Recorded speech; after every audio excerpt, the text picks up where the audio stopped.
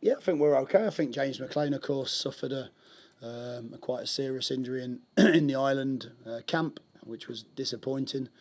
But it's like anything when you hear news like that. Of course, as a manager, you feel sorry for the player and feel sorry for yourself, but ultimately then gives another player an opportunity to get in the team and attempt to stay in the team.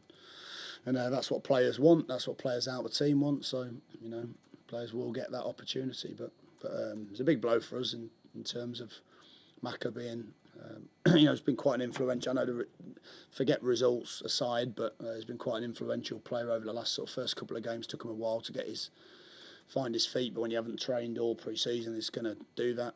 And then I think in the last 2 or 3 games, certainly his energy and his wholehearted approach and some of the quality he's shown has been really good. So he'll be a big miss to us.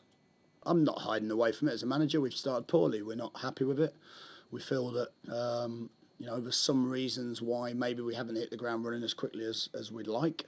But some of the other reasons are that we've not performed well enough as a team, as a manager, as staff. So we've got to change that. We've worked incredibly hard over the international break. I think sometimes an international break comes along at a good time. I know people say that losing the game it's not a good time, but actually I think it is, because it allows you to sit back and look at the first 6 games. It allows you to reflect a little bit.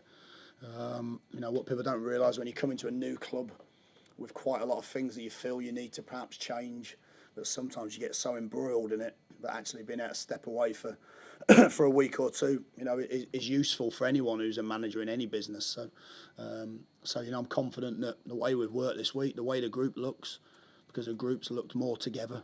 The groups looked like it's a group of players that want to work hard and be successful. I've certainly seen some very, very good signs in the last 2 weeks, but of course we haven't played a game yet. So the aim for us is to transfer some of that good work and some of that hard work onto the pitch on Saturday and start to see some results, because we know we need to get some results. It's as simple as that. Our own expectations, never mind anyone else's, our own expectations are higher than we've shown at the moment. That's just a fact. Our approach is very much the same as any game that you need to try and win. Whether that's a home game, whether that's an away game. I think quite clearly in the first 6 games, we've not defended well enough. And I say as a team, because ultimately, although defenders are culpable for some of those final actions, but as a team we have to defend better. We've made too many basic defensive errors to allow teams to score goals, and of course, as we know, goals change everybody's outlook and change the way a game goes. And we've got to make sure that we start to do those basics more consistently, because whenever we've done that in games, we've created a reasonable amount of chances. You even look at the West Brom game, we've created quite a few good chances. We've missed a penalty.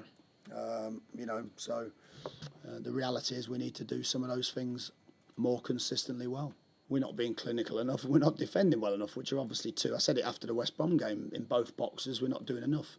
In between the boxes we're actually doing okay, but that's not where you win or lose games. So so I think the key for us is that I think the problem you have is, of course, let's take the West Brom game for example.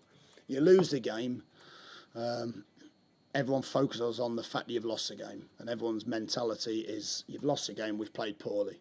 In my opinion, if you look at the game, there were some spells in the game where we actually played pretty well. There were moments in the game, for example, Bennick's penalty miss, where we would have had 20 minutes to put pressure on West Brom, which we did, but we didn't score that goal. There were opportunities in the game to get a foothold in it, and we concede a silly goal. So there's lots of points in. I'm not trying to make excuses. Points in games where we need to make some of those finer points go our way. But ultimately, your results are defined by keeping clean sheets and scoring goals. There's things in the games to build on. We won 2 games back to back, which again people forget. And we showed some good signs in those games. Unfortunately, we couldn't then follow it up in a 3rd game. So we have to have the determination once again to prove people wrong. Determination to go and put a better performance in. And I don't think any side will ever be successful if there's not a combined aim, if there's not some sort of unity within the dressing room, you know. And I think that people have alluded to that there hasn't been before. I think there is now, and I think we'll see good signs for that. But again, I'm the manager, you know. I expect myself to have got better results with a team in the first 6 games. Simple as that. You know, I'm not going to hide away from that, but I do believe there are better results coming. If you look at the clubs I've been at before, I'm the type of manager that I always give people an opportunity. I always want to give, rather than judge people from previous assumptions, I always want to give people an opportunity. You know, that's how we got the best of players last season, Matty Vidra, for example, because of that reason. What the flip side to that is, you know, if players don't take that chance, then you're left in a situation where you've got potentially very good players, which we've seen, but aren't doing enough, quite frankly, have not done enough and not showing the same commitment that we need to get Stoke back to where we want to be. And now the window's shut and some of those players have left, then, you know, in my opinion, then we'll start to be truly judged now. You know, you can't. I think people get sometimes people get the misconception that as soon as you walk into a club that you can just get rid of 10 players. You know, ultimately someone has to want those players at the level the club feel is a good deal for those players, and it's difficult when you haven't got those offers, because what you don't want to do is you don't want to then suddenly have a group of 7 or 8 training elsewhere and a group of 10 or 11. You know, you've got to try and amalgamate them and try and get results. And what we felt was more and more that we were going to struggle to get results with the group that it was.